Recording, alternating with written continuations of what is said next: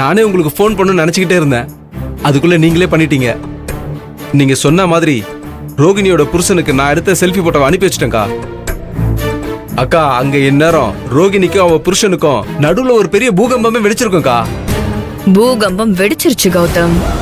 ரோஹிணியோட வாழ்க்கை இடிஞ்சு தரமட்டமாயிருச்சு. அக்கா, என்னக்கா சொல்றீங்க? நீங்க நிஜமா தான் சொல்றீங்களா?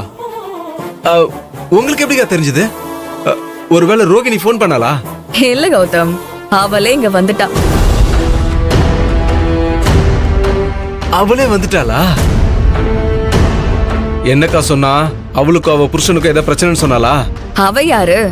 சரியான நெஞ்சழுத்தக்காரியாச்சே. அப்படிலாம் அவ சொல்லுவாளா?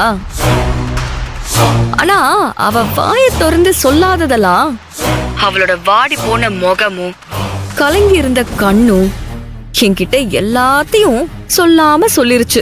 அக்கா, அந்த ரோகிணியை கல்யாணம் பண்ணாம ஏமாத்தினப்ப கூட எனக்கு இவ்வளவு சந்தோஷம் இல்லக்கா. இப்ப மனசுக்கு ரொம்ப சந்தோஷமா இருக்குக்கா. நான் டோட்டலா செம்ம ஹாப்பிக்கா. நானும் தான் கௌதம். நாம என்ன பிளான் போட்டாலும் அது கடைசியில சொதப்பலா போய் முடிஞ்சிருச்சேன்னு நினைச்சு நான் ரொம்ப அப்செட்டா இருந்தேன். ஆனா இப்போ நம்மளோட எல்லா தோல்வியையும் ஈடு கட்டுற மாதிரி ஒரு மிகப்பெரிய வெற்றி நமக்கு கிடைச்சிருச்சு. குமரகுருவே ரோஹிணிய வாசல் வரைக்கும் கொண்டு வந்து விட்டுட்டு போயிட்டான். இனிமே அவன் வருவான்னு எனக்கு தோணல.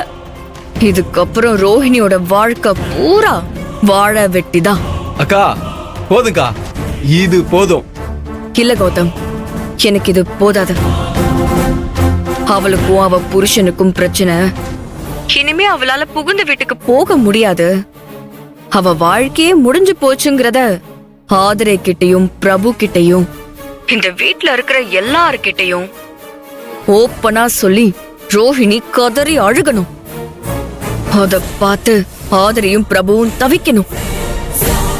நாம பத்த வச்ச நெருப்பு இப்பதான் நல்லா குபு குபுன்னு பத்துக்கிட்டு எரிய ஆரம்பிச்சிருக்கு. அந்த நெருப்புல விழுந்த புழுவாட்டம் அந்த ஆதிரையும் பிரபுவும் துடியா துடிக்கணும். அத நான் பார்த்து ரசிக்கணும். அது எனக்கு நடந்தே ஆகணும் கௌதம். அக்கா, நவ் பால் இஸ் யுவர் கோட்கா. இதுக்கப்புறம் நீங்க உங்க இஷ்டம் போல ரோகிணியை வச்சு செய்யலாம்க்கா. தரமா சிறப்பா செஞ்சு விட்டுருங்க. சரி, அத நான் பாத்துக்கிறேன். அப்பப்ப எனக்கு அப்டேட் பண்ணி விடுங்கக்கா. அந்த ஆதிரையும் பிரபு ரோகிணியும் நரக வேதனையில துடி துடிச்சு கொஞ்சம் கொஞ்சமா சாகிறத உங்களை மாதிரி பார்த்து ரசிக்கிறதுக்கு எனக்கு கொடுப்பன இல்லைனாலும் அட்லீஸ்ட் போன்லயாவது தெரிஞ்சு சந்தோஷப்படணும்ல. அதுக்காக தான்க்கா. எதுவா இருந்தாலும் மறக்காம போன் பண்ணி சொல்லுங்கக்கா. சொல்றேன் கௌதம். பாய். பாய்க்கா. ரோஹிணி, இனிமே காலம் பூரா நீயும் அழப்போற, உன்னால ஆதிரையும் அழப்போற. வாழ்க்கைனா ஒண்ணு சந்தோஷமா இருக்கணும், இல்ல நிம்மதியா செத்தாவது போயிடணும். ஆனா வாழவும் முடியாம சாகவும் முடியாம இப்படி கொஞ்சம் கொஞ்சமா சித்திரவதை அனுபவிக்கிறது இருக்கு பாருங்க. உண்மையிலேயே நரகோன்றது இதுதான் அண்ணி. கௌதமுக்கும் என் புருஷனுக்கும் நடுவுல மாட்டிக்கிட்டு நான் மூச்சு முட்டி செத்துட்டு இருக்கேன் அண்ணி. ரோஹிணி, நீ அழாத. அழறதுனால எந்த பிரச்சனையும் தீர போறதில்ல. இல்ல அண்ணி, நான் அழணும்.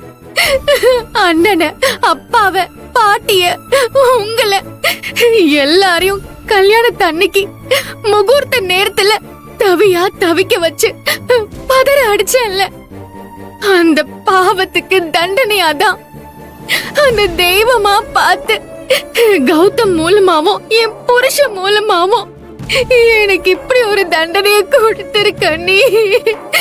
நான் இதை அனுபவிச்சுதான் ஆகணும், அழுதுதான் தீரணும். அப்படிலாம் எதுவும் கிடையாது ரோஹிணி. நீ ஆசைப்பட்ட வாழ்க்கையை வாழணும்னு ஆசைப்பட்ட, அது சரியில்லைன்னு நாங்க எல்லாரும் எடுத்து சொன்னதுக்கு அப்புறமா நீ புரிஞ்சுக்கிட்டு உனக்கு கிடைச்ச வாழ்க்கைய நீ ஏத்துக்கிட்ட.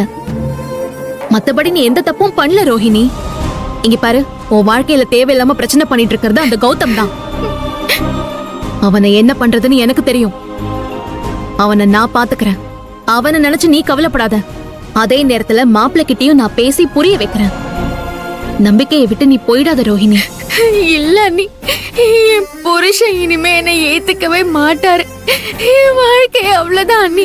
ஏய், அப்படிலாம் எதுவுமே இல்ல. இங்க பாரு, என் மேல நம்பிக்கை இல்லையா உனக்கு? உனக்கு நான் இருக்கேன்.